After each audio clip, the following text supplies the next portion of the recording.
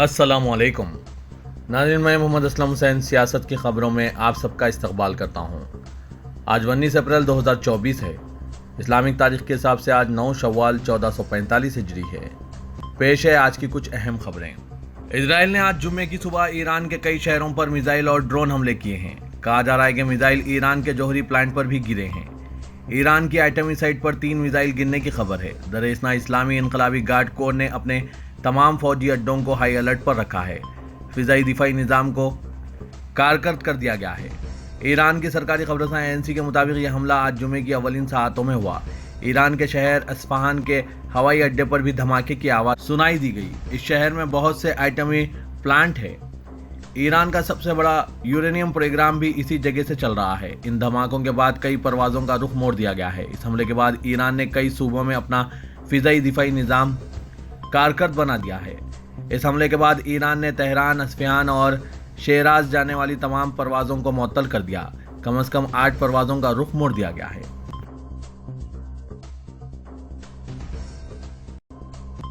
लोकसभा इंतखाबात के पहले मरहले में आज यानी जुमे को मुल्क की 21 रियासतों और मरकज़ के ज़ेर इंतज़ाम इलाकों की 102 लोकसभा सीटों के लिए सुबह 7 बजे से वोटिंग का आगाज़ अमल में आया है। 18वें लोकसभा इंतखाबात का पहला मरहला आज 19 अप्रैल से शुरू हो गया। पहले मरहले की पोलिंग 21 रियासतों और मरकज़ के ज़ेर इंतज़ाम इलाकों के 102 हलकों का अहाता कर रही है। शुमाल मशरक़ी रियासतों अरुणाचल प्रदेश और सिक्किम में असम्बली इंतखाबात भी लोकसभा इंतखाबात के पहले मरहले के साथ आज मुनक़्क़िद किए गए। वोटों की गिनती 4 जून को होगी। इलेक्शन कमीशन की जानिब से जारी करदा गाइडलाइंस के मुताबिक इन सीटों के लिए इंतखाबी मुहिम 4 शुबे के शाम ख़त्म हो गई थी। पहले मरहले में उत्तर प्रदेश की 8, बिहार की 4, मगरबी बंगाल की 3, राजस्थान की 12, मध्य प्रदेश की 6, उत्तराखंड की 5, आसाम की 4, मेघालय की 2, मणिपुर की 2, छत्तीसगढ़ की 1, अरुणाचल प्रदेश की 2, महाराष्ट्र की 5, तमिलनाडु की 39, मिजोरम की 1, नागालैंड की 1, सिक्किम की 1, त्रिपुरा की 1, अंडमान और निकोबार की 1, जम्मू कश्मीर की 1, लक्षद्वीप की 1, पुडुचेरी की 1 सीटों पर वोटिंग जारी है। सुबह 7 बजे से ही अवाम पोलिंग बूथ पर पहुंचते देखे जा रहे हैं। अवाम का रद्देमल मुस्बित नजर आ रहा है।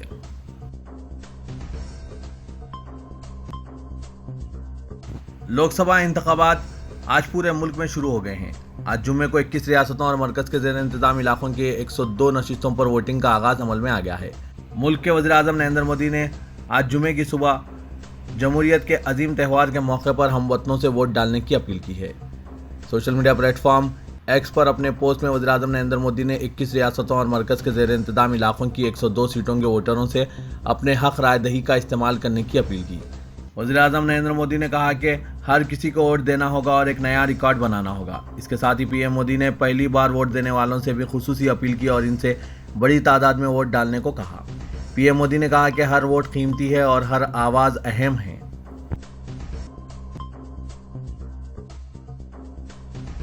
जैसे ही 2024 के लोकसभा इंतखाबात का पहला मरहला आज जुमे को शुरू हुआ, कांग्रेस के रहनुमा राहुल गांधी ने हर एक पर जोर दिया कि वो अपना हक़ राय दही इस्तेमाल करें और इस बात पर जोर दिया कि हर वोट हिंदुस्तानी जमहूरियत और आने वाली नस्लों के मुस्तकबिल का फैसला करेगा। राहुल गांधी ने सोशल मीडिया प्लेटफॉर्म एक्स पर लिखा, आज वोटिंग का पहला मरहला है। याद रखें, आपका हर वोट हिंदुस्तानी जमहूरियत और आने वाली नस्लों के मुस्तकबिल का फैसला करने वाला है।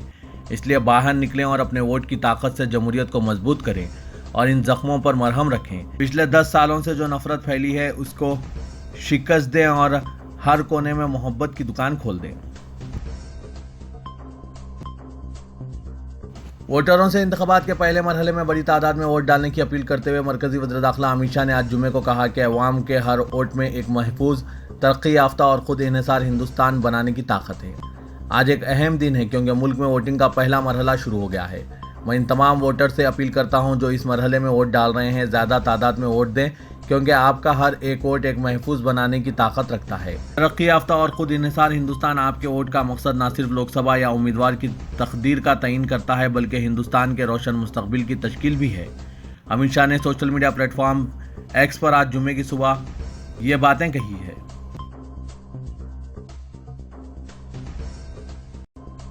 आज जुमे की सुबह 21 रियासतों और मरकज़ के ज़ेर इंतज़ाम इलाकों में फैली हुई 102 सीटों पर लोकसभा इंतखाबात 2024 के पहले मरहले के लिए वोटिंग शुरू हो गई है। कांग्रेस के कौमी सदर मल्लिकार्जुन खड़गे ने वोटरों से एहतियात से वोट डालने की अपील की और कहा कि हमारे आइन की हिफाजत की लड़ाई और जमहूरियत की हिफाजत आज से शुरू होती है। वोटिंग सुबह 7 बजे से शुरू हुई। मल्लिकार्जुन खड़गे ने कहा कि हमारे आइन और जमहूरियत के तहफ़्फ़ुज़ की जंग आज से शुरू हुई है। मेरे प्यारे शहरियों, 21 रियासतों और मरकज़ के ज़ेर इंतज़ाम इलाकों से जो लोकसभा इंतखाबात के पहले मरहले में आज वोट डाल रहे हैं, मैं आपसे दरख्वास्त करता हूं कि अपना वोट एहतियात से डालें।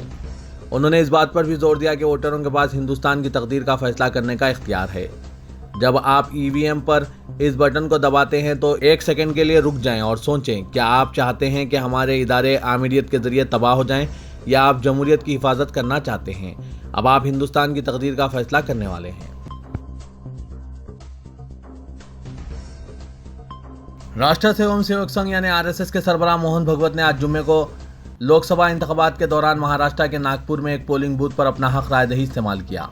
आरएसएस के सरबराह मोहन भगवत ने वोट डालने के बाद अपनी स्याही वाली उंगली दिखाई। लोगों से अपना हक राय दही इस्तेमाल करने पर जोर देते हुए उन्होंने कहा कि वोट देना हमारा फर्ज है, हमारा हक है, 100% पोलिंग होनी चाहिए। मोहन भगवत ने कहा कि मैंने अपना वोट कास्ट किया है। लोकसभा इंतखाबात 2024 के पहले मरहले के लिए 21 रियासतों और मरकज़ के ज़ेर इंतज़ाम इलाकों में फैले हुए 102 पार्लिमानी हलकों में आज जुमे की सुबह 7 बजे से वोटिंग शुरू हुई। वोटिंग शाम 6 बजे खत्म हो जाएगी।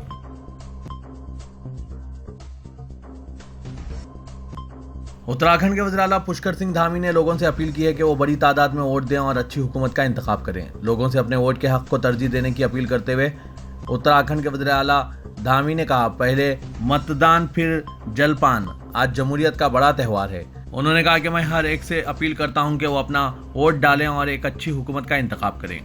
वज़ीर आज़म नरेंद्र मोदी की क़यादत में हिंदुस्तान ने पिछले 10 सालों में नई बुलंदियां देखी और हमारे मुल्क को आलमी सतह पर पहचान मिली है। दरअसल साबिक़ वज़ीर आला और हरिद्वार सीट से बीजेपी के उम्मीदवार त्रिवेंद्र सिंह रावत ने अपने खानदान के साथ DAV school defence colony Dehradun polling booth पर अपना वोट डाला।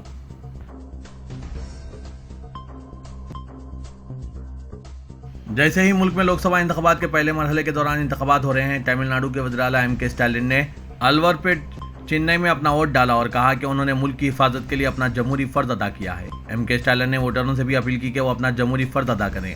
अपने सोशल मीडिया प्लेटफॉर्म एक्स पर तमिलनाडु के वज़ीर आला ने वोटिंग के दौरान अपनी तस्वीरें पोस्ट की और कहा, मैंने अपना जमहूरी फर्ज अदा किया है। मैं सबसे दरख्वास्त करता हूँ कि वो भी अपना जमहूरी फर्ज अदा करें। सुप्रीम कोर्ट ने इलेक्शन कमीशन को यह हुक्म दिया है कि वह केरला के कासरगोड में मॉक पोलिंग के दौरान 4 ईवीएम मशीनों में बीजेपी को इजाफी वोट मिलने के मामले की जांच करें। सुप्रीम कोर्ट में ईवीएम से पोलिंग पर खदशात का इजहार करते हुए कई अर्जी गुजारों ने जस्टिस संजीव खन्ना और जस्टिस दीपांकर दत्ता की बेंच के सामने मीडिया की वो रिपोर्ट्स पेश की जिनमें कहा गया है कि मॉक पोलिंग के दौरान बीजेपी के हक में इजाफी वोट पड़े हैं। सुप्रीम कोर्ट ने इलेक्शन कमीशन को इसके बाद हिदायत दी कि इंतखाबी अमल का तकद्दुस बरकरार रखना चाहिए और किसी में ये तशवीश पैदा नहीं होनी चाहिए कि जिसकी तौक़ी की जा रही थी वो नहीं किया जा रहा है। बेंच ने कमीशन से कहा है कि वो आज़ादाना और मुनसिफाना इंतखाबात को यकीनी बनाने के लिए उठाए गए तफसीली इक़दाम की वजाहत करें। जेल में बंद दिल्ली के वज़ीर आला अरविंद केजरीवाल के मामले में ईडी ने आज दिल्ली अदालत को बताया कि वज़ीर आला जेल में मिठाई, चीनी और आम का ज़्यादा इस्तेमाल कर रहे हैं ताकि इनकी शुगर का लेवल बढ़े और वो इनकी ज़मानत की बुनियाद बने। वज़ीर आला ने जेल में वर्चुअल कॉन्फ्रेंसिंग के जरिए अपने डॉक्टर से सलाह लेने के लिए अर्जी दायर की थी। अर्जी में कहा कि इनका शुगर लेवल बढ़ता और घटता रहता है, लिहाजा वो अपने डॉक्टर से सलाह लेना चाहती हैं।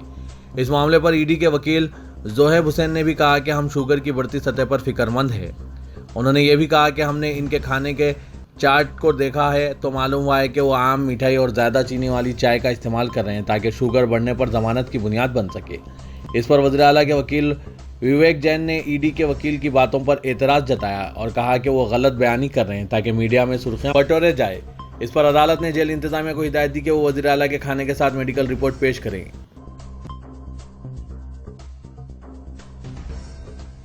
बॉलीवुड अदाकार सलमान खान के गैलेक्सी अपार्टमेंट के बाहर फायरिंग के मामले में पुलिस ने हरियाणा के एक शख्स को हिरासत में ले लिया है। पुलिस इस मुश्तबा शख्स से पूछगछ कर रही है। पुलिस की तफ्तीश से यह बात सामने आई है कि दोनों शूटर्स इसके साथ वाक़े से पहले और बाद में राब्ते में थे। पुलिस को यह भी शुबा है कि हिरासत में लिया गया शख्स लॉन्स बिश्नोई गैंग और शूटरों के दरमियान राब्ते का काम कर रहा था। पुलिस अब इस जुर्म में तफ्तीश कर रही है। प्रसार भारती ने दूरदर्शन के हिंदी और अंग्रेजी दोनों चैनलों का लोगो ज़ाफ़रान में तब्दील कर दिया है। नया लोगो मंगल की सुबह 12 बजे से बाज़ाब्ता तौर पर नाफिज किया गया। वाज़ेह के इससे पहले लोगो पीले और नीले रंग का होता था। लोगों के साथ चैनल की स्क्रीनिंग का रंग भी ज़ाफ़रानी किया गया है। इस पर चौतरफा तनकीदें की जा रही है। आइन इंतखाबात के वक्त अपोजिशन ने इस अमल पर सवाल कायम किए हैं। प्रसार भारती ने दूरदर्शन के हिंदी और अंग्रेजी दोनों चैनलों का लोगो जाफरानी कर दिया, जिससे दूरदर्शन देखने वालों में बेचैनी की कैफियत पैदा हो गई है। कई लिहाज से मुल्क के लिए इंतहाई अहमियत के हामिल 2024 के पार्लिमानी इंतखाबात के पहले मरहले की पोलिंग के वक्त जमात उल माहिन के सदर मौलाना अरशद मदनी ने मुल्क के शहरियों बिलखुसूस मुसलमानों से अपील की है कि वो इन जमातों के साथ जाएं जिन्होंने मुल्क के आइन और सेकुलरिज्म की हिफाजत और पर्सनल लॉ पर अमल की आज़ादी को बरकरार रखने का वादा किया। उन्होंने कहा कि सेकुलरिज्म का मतलब मुल्क के सभी तबकात को अपने मजहब पर अमल पैरा होने की आज़ादी है। उन्होंने कहा कि मुसलमानों को चाहिए कि वो किसी एक पार्टी को लेकर आगे बढ़े हैं, अपने वोट को तकसीम होने से बचाएं। महाराष्ट्र के नागपुर में रामनवमी जुलूस के दौरान एक परचम और बैनर को फाड़ने की अफवाहों पर दो तबकात के अरकान के दरमियान झड़प का वाक़या पेश आया और उन्होंने एक दूसरे पर संगवारी की। पुलिस ने बताया कि दोनों ग्रुपों के तकरीबन 150 अफराद के खिलाफ मुकदमा दर्ज किया गया और इनमें से 24 को गिरफ्तार कर लिया गया। यह वाक़या शहर के महादोला इलाके में पेश आया। एक पुलिस अहदेदार ने बताया कि हुजूम को मुंतशिर करने के लिए पुलिस ने लाठीचार्ज किया। इलाके में नज़्म व कानून की बरकरारी के लिए पुलिस अमले को तैनात किया गया है। एनफोर्समेंट डायरेक्टरेट ने इंसदाद मनी लॉन्ड्रिंग कानून की दफात के तहत बॉलीवुड अदाकारा शिल्पा शेट्टी के शौहर राज कुंद्रा की 97 करोड़ 80 लाख की मालियती मनकुला और गैर मनकुला इमलाक को कर्क कर लिया। कर्क करदा जायदादों में जूहू का एक रिहायशी फ्लैट भी शामिल है जो अदाकारा शिल्पा शेट्टी के नाम पर है। इसके अलावा पूना का एक बंगला और राज कुंद्रा के नाम पर शेड्स भी शामिल हैं। तहकीकाती एजेंसी ने इदा किया कि कर्क करदा इमलाक कुंद्रा ने क्रिप्टो करेंसी के एक मामले में हासिल किए। राज कुंद्रा अदाकारा शिल्पा शेट्टी के शौहर हैं। इस केस का ताल्लुक महाराष्ट्र पुलिस और दिल्ली पुलिस की जानिब से एक कंपनी के खिलाफ दर्ज एफआईआर से है।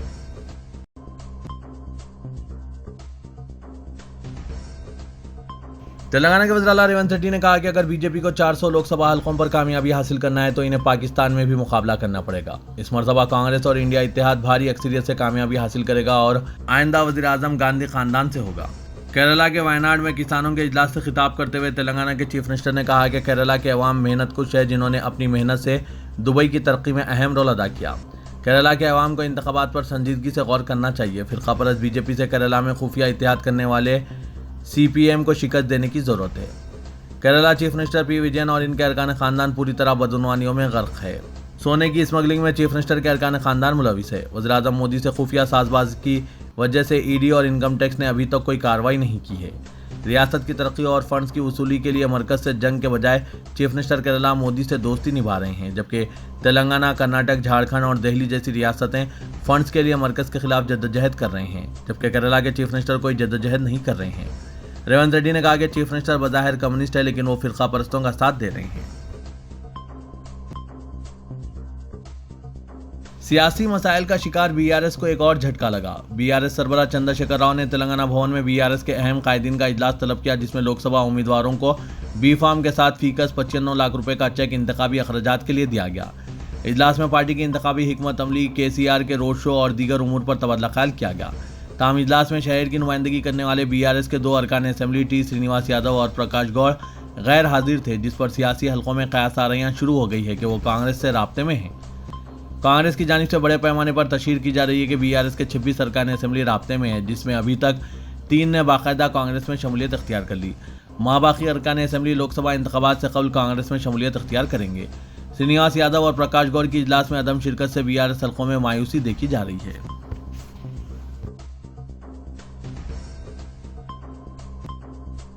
तेलंगाना में पार्लिमानी इंतखाबात के लिए इलामिया की इजराई के बाद चीफ इलेक्टोरल ऑफिसर विकास राज ने मीडिया से बात करते हुए कहा कि रियासत में पर्चा नामजद की अदखाल का अमल शुरू हो गया है और इलामिया की इजराई के पहले ही दिन 42 उम्मीदवारों ने जुमला 48 पर्चा नामजदगियां दाखिल की है। उन्होंने कहा कि रियासत में साफ और शफाफ इंतखाबात के लिए तमाम इंतजाम कर लिए गए हैं और पर्चा नामजदगी की आखिरी तारीख 25 अप्रैल है, जबकि नामजदगी से दस्तबरदारी की आखिरी तारीख 29 अप्रैल होगी। रियासत में 13 मई को चौथे मरहले में रायदही होगी, जबकि मुल्क भर में इंतखाबात के नतायज 4 जून को मंजर-ए-आम पर आएंगे। चीफ इलेक्टोरल ऑफिसर विकास राज ने इंतखाबात में हिस्सा लेने वाले तमाम उम्मीदवारों को मशवरा दिया कि वो इंतखाबी ज़ाब्ता अखलाक की खिलाफ वर्जी के मुर्तकिब ना हो।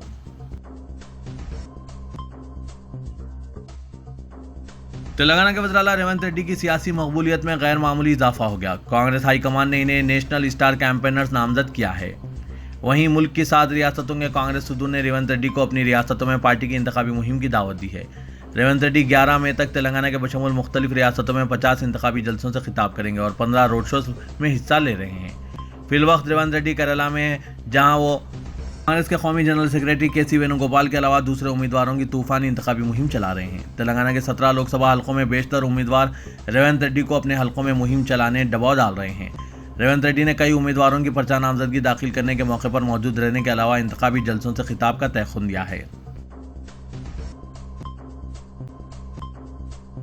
हैदराबाद पुलिस ने भारतीय जनता पार्टी के रुकने असेंबली मलून राजा सिंह के खिलाफ मुकदमा दर्ज कर लिया। यह मुकदमा अफजलगंज पुलिस की जानिब से दर्ज किया गया है, जिसका क्राइम नंबर 187/2024 है। पुलिस के मुताबिक 17 अप्रैल को राजा सिंह ने जोगेंद्र सिंह बिट्टू के साथ मिलकर मुतालिका हुक्काम की इजाजत के बगैर रैली निकाली।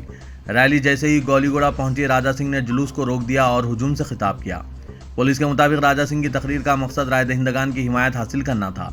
इसी दौरान बड़े पैमाने पर आतिशबाजी करते हुए अवाम को परेशान किया गया और ट्रैफिक में खलल-अंदाजी पैदा की गई और अहकाम की खिलाफ वर्जी की गई, जिस पर राजा सिंह के खिलाफ पुलिस ने मुकदमा दर्ज किया है। पुलिस ने आज खुद यह कार्रवाई की है। वाजरे के लोकसभा इंतखाबात के पेश नज़र किसी भी किस्म के नाखुशगवार वाक़े को टालने और अमन व ज़ब्त की बरकरारी के पेश नज़र पुलिस ने राजा सिंह को रैली की इजाज़त नहीं दी थी। पुलिस को चाहिए कि जल्द से जल्द राजा सिंह को हिरासत में लिया जाए और आइंदा ऐसे वाक़यात पेश न आए, ऐसी कार्रवाई की जाए। नाज़रीन, इस पर आपकी क्या राय है? कमेंट के जरिए जरूर बताइएगा। भारतीय जनता पार्टी पर अक़लियतों के खिलाफ नफरत फैलाने का इल्जाम लगाते हुए ऑल इंडिया मजलिस इत्तेहादुल मुस्लिमीन के सरबराह सऊदी नवीसी ने कहा कि भगवा पार्टी ने अपने इंतखाबी मंशूर में लफ्ज़ अक़लियती का जिक्र करने से भी इनकार कर दिया और इसके बजाय इसे हाशिया पर करार दिया। ओवैसी ने कहा कि उत्तर प्रदेश में अनुप्रिया पटेल की अपना दल के साथ AIMIM इत्तेहाद असेंबली इंतखाबात में भी जारी रहेगा और पार्टी महाराष्ट्र के अकोला में प्रकाश अम्बेडकर और अमरावती में आनंद अम्बेडकर की हिमायत करेगी। उन्होंने कहा कि मैंने 17 अप्रैल को मुख्तलिफ अखबारात में बीजेपी का इश्तिहार देखा है। बराकरम देखेंगे, जब वो हुकूमत को खर्च देने या कारोबार शुरू करने में मदद देने की बात करते हैं तो इसमें ST और OBC कहते हैं। बीजेपी लफ्ज़ अक़लियत का इस्तेमाल करने से भी इनकार कर रही है। मुसलमानों के बारे में भूल जाओ, हिंदुस्तान के आइन में लफ्ज़ अक़लियत का जिक्र है और बीजेपी लफ्ज़ M से बहुत नफरत करती है। उन्होंने कहा कि उन्होंने लफ्ज़ अक़लियत का जिक्र नहीं किया है।